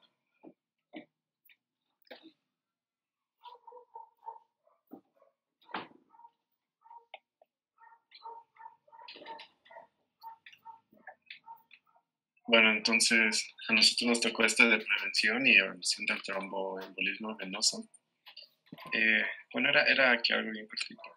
Y básicamente mencionaban que en todos los pacientes que eran hospitalizados por el COVID, les empieza a administrar un tratamiento que sea contra el tromboembolismo, ya que en los estudios pues se ha demostrado de que va a haber pues van a haber pacientes críticos que van a tener probabilidades de sufrir alteraciones tromboembólicas. Y bueno, eso básicamente, y aquí bueno tenemos el algoritmo que nos comentó que veamos. Y bueno, básicamente nos habla si es que hay sospecha de que el paciente tenga probabilidades de tromboembolismo. Entonces el algoritmo nos muestra entre sí y no. En el sí nos comenta si es que es posible una isquemia o un infarto.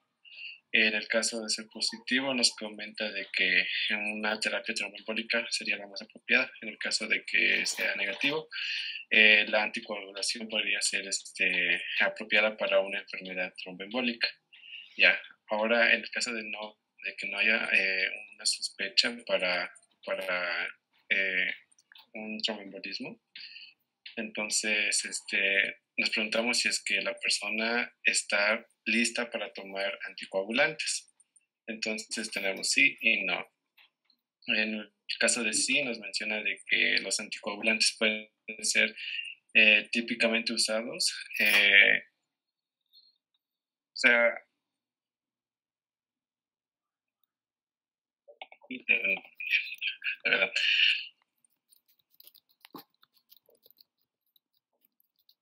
no sé si es que me puede ayudar a quitar esa parte de la traducción que se me fue. A menos que. A menos que haya una contraindicación, pero sí. Y en la parte de no, nos comenta de que si la severidad de COVID-19,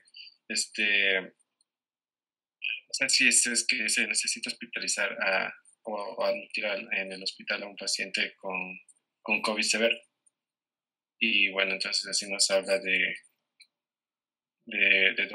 igual de sí y no.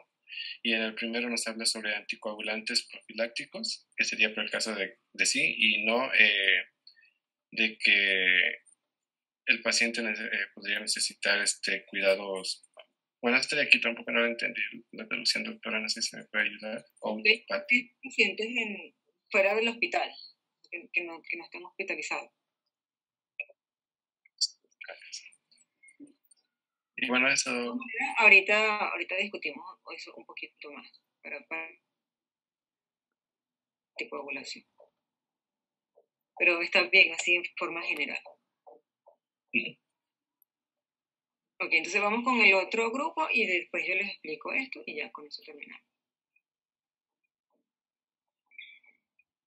Ya, bueno, también hablaba sobre los pacientes que tienen COVID, están hospitalizados y hacen o tienen fármacos ya de larga data.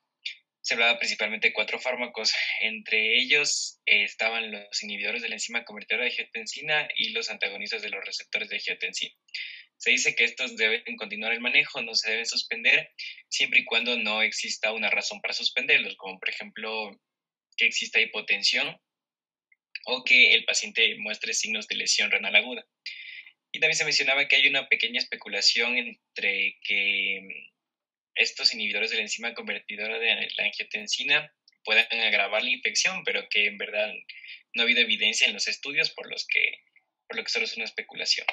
Y también se hablaba de la estatina y de la aspirina, que de igual manera se decía que no deben suspenderla, sobre todo en las estatinas, porque muchos de los pacientes que son hospitalizados ya tienen enfermedades instauradas, como por ejemplo cardiopatías. Entonces esto va a ser un apoyo en el tratamiento. Y en cuanto a la aspirina, tampoco debe suspenderse y su única indicación para suspenderla sería que exista un riesgo de hemorragia. También se hablaba de que las estatinas podrían correlacionarse con una infección por COVID más grave, pero que en verdad esto es muy, muy poco común que se presente. Ok. Bueno, vamos con lo de la anticoagulación. Entonces les voy a compartir yo el cuadrito. Fíjense que o sea, un poco en comparación pues con lo que vimos de tromboembolismo pulmonar, si ustedes detallan o han visto o han tenido un poquito han leído pues sobre COVID, el contexto del tromboembolismo en el paciente con COVID es un poquito diferente a la fisiopatología que hablamos cuando hablamos de tromboembolismo pulmonar, porque acuérdense que es un contexto más proinflamatorio, ¿no? Por la tormenta de citoquinas, toda la cascada de efectos que eso produce incluye un estado de hipercoagulabilidad. ¿Okay? Puede eso estar aunado a un proceso previo, obviamente, ¿no? de algún factor riesgo para tromboembolismo, ¿no? Por ejemplo, la misma obesidad o pues, alguna enfermedad previa, o bueno, todas las que hablamos que forman parte de los factores de riesgo para tromboembolismo pulmonar. Y que además incluyen no solamente el embolismo venoso, ¿sí?, sino también el embolismo arterial o la trombosis arterial. Precisamente por ese contexto inflamatorio que forma parte de esta enfermedad. Entonces aquí el tratamiento, o sea, igual pues el manejo con anticoagulación en esta fase aguda, lo que puede cambiar es el tiempo de duración de esa anticoagulación luego del egreso del paciente, ¿no? Porque igual va a depender si hay algún factor previo, ¿no? Si es solo COVID, bueno, normalmente el tratamiento de anticoagulación, si no hizo un evento embólico o trombótico, pues va a ser por menor tiempo. Entonces, en este algoritmo, bueno, ese es uno de los aspectos importantes, porque acuérdense que habíamos hablado en la clase, al inicio de la clase de tromboembolismo, que la fisiopatología del proceso tromboembólico venoso o de la enfermedad tromboembólica venosa, que incluye el tromboembolismo pulmonar principalmente, pues, la trombosis venosa profunda, que es la trombosis venosa de venas del sistema profundo, es más que todo por éstasis venoso y estados de hipercoagulabilidad. En cambio, la fisiopatología de la trombosis arterial, ¿cuál es principalmente? O sea, ¿por qué se producen las estenosis arteriales o las obstrucciones arteriales que conllevan a infartos? ¿Cuál es el daño ahí? ¿Quién se acuerda? Aterosclerosis. ¿De placa? Exacto, ¿verdad? La formación de la placa aterosclerótica que va progresivamente produciendo esa estenosis, bueno, hasta que se obstruye completamente. Y en ese caso, entonces, puede o no llegar a producir un infarto de la zona que originalmente irrigaba esa arteria, dependiendo de la rapidez con que se pueda revertir esa obstrucción, ¿verdad? Y de ahí vienen entonces todos los tratamientos trombolíticos, ¿verdad?, para romper ese trombo y permitir la reperfusión de esa zona, o los tratamientos de reperfusión ya más invasivos, como la colocación de stent, bypass, bueno, y cirugías endovasculares. Ok. Inicialmente, entonces, en ambos casos, está recomendado el tratamiento trombolítico, que acuérdense que con qué medicamentos se hace generalmente, la trombolisis. Acuérdense cuando hablan trombolisis, ¿verdad? Destrucción, que es la palabra, o el prefijo lisis, y del trombo. Entonces, ¿cuáles son esos fármacos? ¿Quién se acuerda? Alteplasa, streptokinasa. Exacto. Alteplase es uno de los que más se utiliza. NASA también. Aunque eso un poquito está más desuso, pero bueno, a veces también se utiliza. Entonces, cuando ustedes vean trombolitic se refiere a eso, ¿verdad? Trombolisis. ¿Sí? Es un tratamiento en la etapa aguda de la trombosis, ¿okay? Sea arterial o sea venosa. Entonces, son fármacos que van a intentar romper, disgregar, a través de su mecanismo de acción, ese trombo, para que se reperfunda esa zona, que sea del corazón o sea del pulmón, donde quiera que haya ocurrido la obstrucción arterial, o del miembro inferior, etc. Pero normalmente se hacen en infartos de miocardio y infartos pulmonares, o embolismo pulmonar.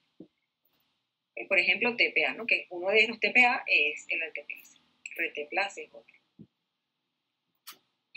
Ok, eso para recordarles que es como el tratamiento agudo, ¿verdad? En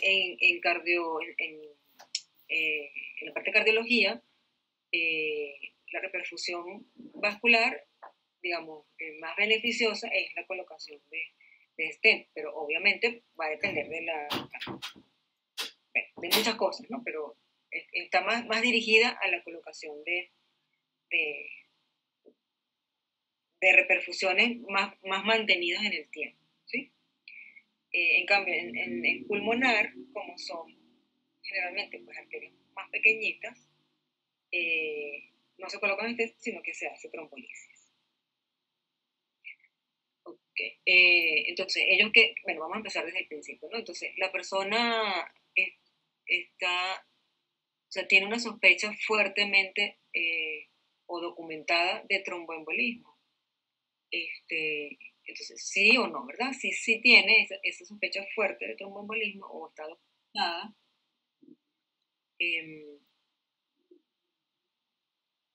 Entonces, esto es en el contexto de un infarto o una isquemia, puede ser un infarto miocardio, por eso les decía, no es exactamente igual que el tromboembolismo venoso, porque el COVID incluye también, o sea, obstrucciones arteriales, ¿sí?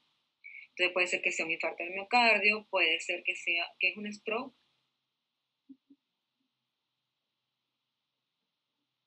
¿No es el ictus, Doc? Ajá, el ictus, ¿verdad? O sea, a nivel cerebral, ¿sí? También se le conoce como stroke. Isquémico agudo, que es más P. Igual aquí abajo lo pueden ir viendo. Una trombosis venosa profunda. No, específicamente P. El P, sí, perdón. Embolismo pulmonar. Exacto, embolismo pulmonar, en este caso es masivo. Y este sí, ¿verdad? Ese sí es trombosis venosa profunda de miembros inferiores, ¿no? O puede ser trombosis arterial, lo que les decía ahorita, ¿verdad? Con una isquemia amenazadora. ¿Okay?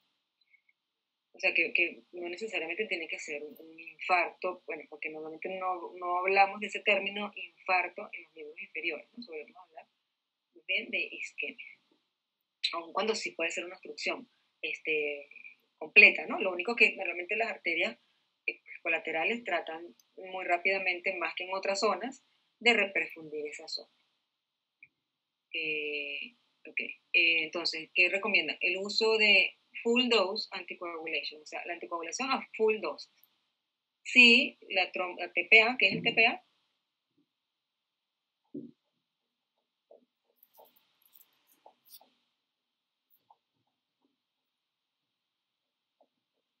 ¿Qué es TPA?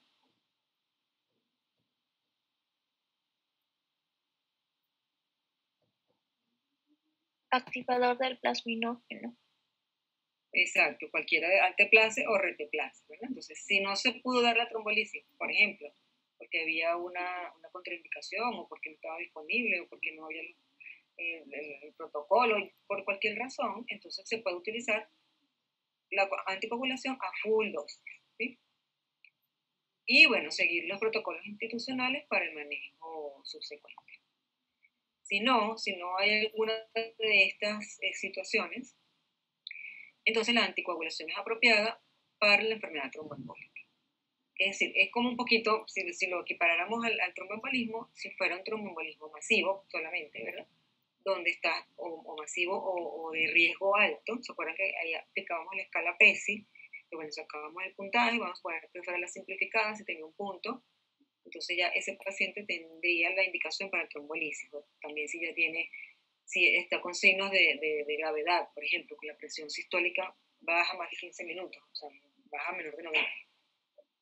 Okay. Y el PERT Team es el equipo de terapia anticoagulación. O también se llama Stroke Team, o sea, el que sea más experta pues, en trombolisis. Okay. Si el paciente no está así de grave, ¿verdad? Que sea una indicación directa de trombolisis, entonces puede estar indicada solo la anticoagulación. Que si lo equiparamos al caso del tromboembolismo, sería el tromboembolismo de riesgo moderado o bajo, según la IPSI o según la evaluación de la parte ecocardiográfica. Okay. Entonces aquí también, ¿qué utilizamos? Bueno, la anticoagulación a full dosis. ¿Vale? ¿Por qué es importante diferenciar full dosis de otro tipo de dosis? O sea, no se llama anticoagulación normal, porque parece que está la indicación profiláctica, ¿verdad? Que entonces normalmente dosis más bajas o más distanciadas. Por ejemplo, si utilizamos heparina de baja presión molecular, que la podemos utilizar para este paciente, la usaríamos a full dosis. O sea, por ejemplo, 1.5 miligramos de la droga por kilo de peso cada 12 horas. Y bueno, seguir los protocolos institucionales de existir. La otra situación es que el paciente no tenga tromboembolismo documentado o con una sospecha muy fuerte. Sí, entonces ahí ya el paciente ya está tomando anticoagulante, o sea, porque por ejemplo pueda tener una fibrilación auricular o una enfermedad tromboembólica venosa previa, pues, bien. Entonces, sí está tomando ya anticoagulante, entonces la anticoagulación debería ser típicamente continuada a menos que exista una contraindicación. Entonces aquí lo que se hace es cambiar, ¿verdad? Switching es como intercambiar a un agente parenteral de acción más corta. Puede ser apropiado en pacientes enfermos de manera aguda o en pacientes hospitalizados. Entonces, por ejemplo, si esa persona con fibrilación auricular, supongamos, estaba tomando, rivaroxaban, ¿no? Entonces le podemos cambiar a una heparina de bajo peso molecular mientras esté hospitalizado o una heparina no fraccionada, dependiendo de las pautas institucionales o de la disponibilidad, y bueno, luego volvemos a pasarlo a su terapia previa. En los pacientes que no, o sea, outpatient quiere decir fuera de hospitalización, generalmente van a continuar su terapia previa. ¿Okay? Entonces, ellos plantean inicialmente cuán grave está la persona, ¿verdad? Entonces, para eso podemos distinguirlo, si es un infarto miocardio, si es un stroke, si es un tromboembolismo masivo o si tiene una evidencia de trombosis, ya sea arterial o venosa, de miembros inferiores. Cualquiera de esas situaciones amerita trombolisis si es grave, ¿verdad? Y si no es grave, o no es ninguno de estos casos, sino que simplemente es la sospecha de tromboembolismo, podemos manejarlo con anticoagulación. Entonces aquí también pudiéramos, dependiendo de la patología, utilizar la especificación para medir el riesgo de cada una de ellas, ¿no? Por ejemplo, aquí utilizaríamos la escala PESI, bueno, cada una tendrá su propia escala o su forma de medir qué tan grave está esa persona, para poder discriminar, ¿verdad? ¿Va a trombolisis o va a anticoagulación? Si va a anticoagulación es a full dosis. ¿Qué es full dosis? Bueno, igual como lo vimos, si es heparina no fraccionada, entonces será 80 unidades por kilo en una sola dosis, 5 unidades endovenosa, y luego adecuarlo a 18 unidades por kilo por hora, por bomba de difusión. Y si utilizamos heparina de bajo peso molecular, normalmente es 1.5 miligramos por kilo cada 12 horas. Algunas veces bajan un poquito, o sea, desde 1 hasta 1.5. Ok, si el paciente no tiene esta gravedad y ya está tomando anticoagulación, bueno, si lo vamos a hospitalizar, le pasamos, se recomienda pues quitar la vía oral y pasarla a una vía parenteral, que puede ser vía subcutánea con heparina bajo peso molecular o la vía de la heparina, o sea, vía endovenosa. Y si no lo vamos a hospitalizar, entonces continuar su tratamiento previo. Si no estaba tomando anticoagulante, entonces, bueno, la severidad del COVID amerita pues admisión al hospital. Si sí, entonces ahí vamos a utilizar la anticoagulación a dosis profiláctica. En estos casos, a dosis profiláctica, las heparinas de bajo peso molecular son usualmente preferidas. También podemos utilizar la heparina no fraccionada en algunos casos, por ejemplo, cuando el clearance de creatinina está muy bajito. O también tenemos la opción del fondaparinux, que puede ser utilizado en individuos con HIT. Entonces, no sé qué es HIT, lo podemos buscar aquí abajo. Bueno, heparina, trombocitopenia inducida por heparina, que es relativamente frecuente también. Ok. Y en los pacientes que no se van a ser admitidos, si continuar anticoagulación, si ya lo estaban tomando, puede indicarse anticoagulación profiláctica en algunos casos de alto riesgo, individuos de alto riesgo. Entonces aquí tendremos que revisar cuáles son los de alto riesgo. Aquí probablemente nos están indicando con este triangulito, incluye estados previos de embolia, de enfermedad tromboembólica venosa, cirugía reciente o trauma, inmovilización u obesidad. Y otros usualmente no requieren anticoagulación. Entonces es como un algoritmo rápido en COVID para decir, bueno, quiénes irían a trombolisis, quiénes irían a anticoagulación a dosis alta o full, y quienes ameritarían profilaxis, ¿verdad? En quienes se vayan a hospitalizar o en quienes se vayan a dar de alta, pero que tienen factor de riesgo para hacer el tromboembolismo. Bueno, eso sería entonces la explicación del algoritmo. Ok, entonces, la próxima semana tenemos, yo les doy la clase, ¿verdad? Ahí, déjenme revisar la programación. Bueno, la clase es súper corta. Y yo ahí había puesto que haríamos un repaso de TEP, pero más bien podemos hacer un repaso general o trabajamos mejor con otro artículo. Bueno, ahí vemos, dependiendo del tiempo. Y ahí tienen la tarea que es, así como hicieron el informe de intubación endotraqueal, van a hacer el de toracocentesis. La siguiente semana les doy la clase de tuberculosis, pero ahí tienen otra tarea asignada. Y la siguiente, que sería la del 29 de junio, ahí es donde ya empiezan, bueno, siguen, pues mejor dicho, continúan con los seminarios y esa semana haríamos la práctica. O sea, haríamos, que depende de lo que al final me aprueben, pues. Y bueno, entonces veríamos si ese seminario lo pasamos a la siguiente semana o simplemente lo damos y luego nos vamos a la práctica. Ok, bueno, entonces si no tienen ninguna pregunta, lo dejamos hasta aquí.